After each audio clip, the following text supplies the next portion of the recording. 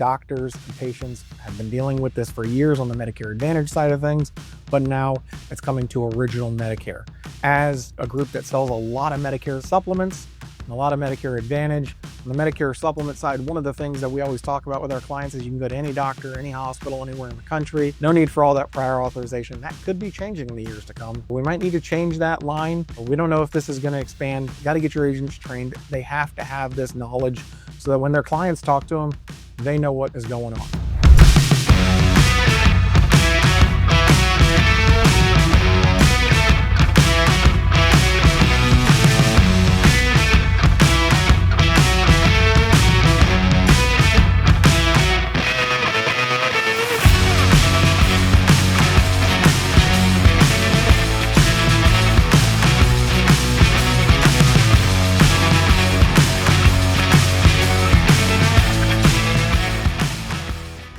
Hey guys, Curt Graham here from Elite Insurance Partners. Wanted to come out with another industry update. This is news that came out a little bit back, but if you didn't look into it like me, I took a dive into it and want to share my thoughts on it and tell you a little bit about how the program is going to work. What I'm talking about today is prior authorization coming to original Medicare. Now, as most of you know, there is prior authorization with Medicare Advantage carriers, right? Medicare Advantages have prior authorization for years. It's not anything new. If I scroll on down here in this article, we can look at the authorization rates and the denial rates. The amount of claims that actually have to go through prior authorization is relatively low, anywhere from 0.5% to just over 3%. And then if we look at the rates of denial, relatively low for some of these carriers. Humana 3.5%, Elevance 4%, Centene's up there 13%. But for the most part, it's relatively low. All other plans around 5.3%. So prior authorization's been in the Medicare world for years. A lot of patients know about it, especially our Medicare Advantage patients. Doctors know about it, so it's not anything new. Now this prior authorization, it's not coming to all Medicare beneficiaries. If I scroll on down here, as we see in this article, only 6 states are going to be affected by this: New Jersey, Ohio, Oklahoma, Texas, Arizona, and Washington. And it's not for absolutely everything, just like prior authorization with Medicare Advantage isn't for everything. It's for select features. Once again, I'm going to jump on down here. I did some highlighting.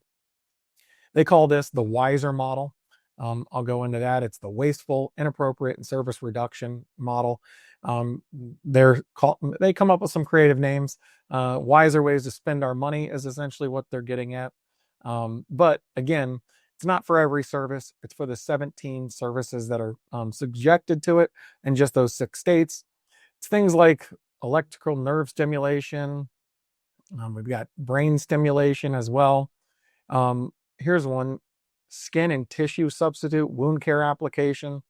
Now, this is a hint because there was something else that came out earlier this year that was a pretty big deal. And I think this is going to play a little bit of a role, and I'll show you that in a second. Now, what is the WISER model? As I already mentioned, it's wasteful and inappropriate service reduction. What is CMS and the administrators saying about it? Well, CMS is committed to crushing fraud, waste, and abuse. The WISER model is going to help us root out the waste in original Medicare. That's coming from CMS Administrator Mehmet Oz.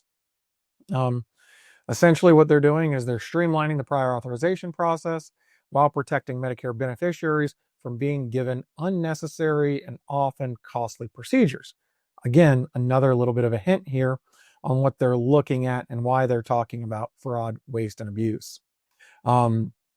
They think that fraud, waste, and abuse accounts for about 25% of healthcare spending, almost $5.8 billion. We're not talking little numbers.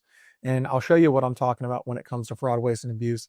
Well, the Southern District of New York came out with a lawsuit earlier this year, June 30th, $14.6 billion of alleged fraud. They've already seized over $245 million in cash and luxury vehicles. You can read about it. 37 defendants charged. It's all over the country. It's actually worldwide if you get into this. But I want to just come down here to another place that I highlighted on one of these individuals. Here it is. United States versus Marlon Velez Rios. And what did he do? $15.3 million worth of wound and skincare grafts on behalf of Medicare beneficiaries that never received or did not need them. You read into it a little bit closer, and when people have taken deeper dives into this, I mean, they were actually doing wound care on people that were in hospice that didn't need it, that it was actually causing the potential for more, infections. In some cases, people that actually didn't need it at all, and they were going to pass away in a short period of time. And I mean, you just put them through extra. So that's what they're talking about. It's not all of it, but I mean, the list of people, as you can see, I'm only halfway down here as we scroll through. If you want to read this, it's absolutely incredible what was going on. There's money laundering from all over the world that's helping get at all of this. I mean, they've already seized $245 million. That's as of when this was released, June 30th.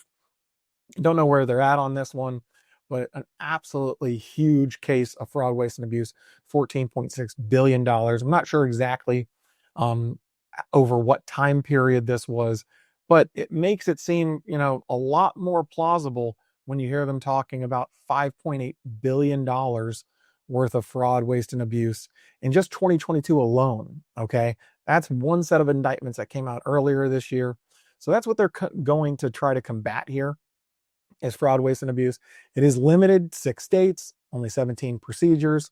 Like I said, doctors and patients have been dealing with this for years on the Medicare Advantage side of things, but now it's coming to original Medicare.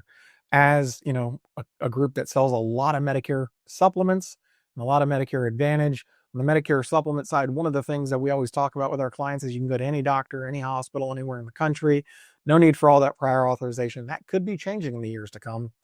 So we might need to change that line. We don't know if this is going to expand. I'll tell you what, the Innovation Center comes out with all sorts of models. They've tested, like I said, 96 different ones. There was a value-based care model that was supposed to bring the whole person involved, and it was supposed to make things better. Absolutely blew up in CMS's face. They ended up costing way more money. Could be the case here. I don't know. But it is an industry update that you need to know about because it's starting in 2026. So if you're one of those people that live in those 6 states, you absolutely need to know about it. If you're like us, where we service clients all over the country, again, need to know about it. Got to get your agents trained. They have to have this knowledge so that when their clients talk to them, they know what is going on. So wanted to put it out there before it's too late. 2026 is going to be here. We're getting ready to jump into the annual enrollment period. We're not going to be talking about 2025. Once that comes around, we'll be talking 2026. So fill it into your little trainings. Got you some reading material. We'll link it in the bottom. I hope this was helpful. And hey, if you've got any questions or comments, drop them below. Shoot me an email. Come on over to the Insurance Disruptors page. Follow us there or reach out to me. All right. I look forward to talking to you. Thanks.